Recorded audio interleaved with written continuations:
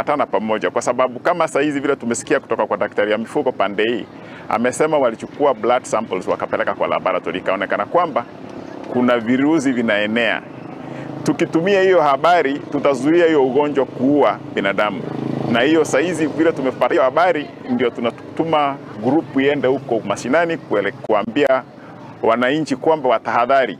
Ukiona mnyama ameafya mimba, usienda kushika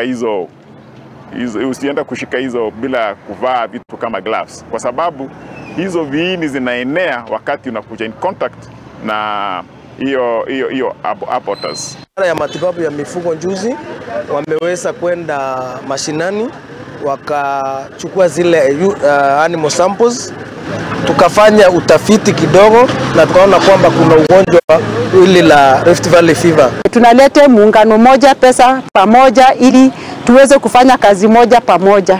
Na sasa ndio sababu tulikuja na hii muungano ili tupate kwenda kufanya kazi katika community, kwa sababu tukifanya na community tumezuia madhara mengi katika binadamu.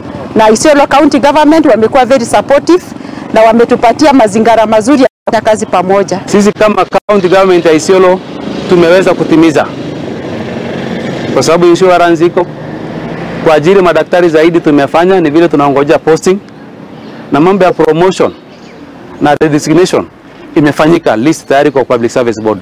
Sisi kama county tumetimiza.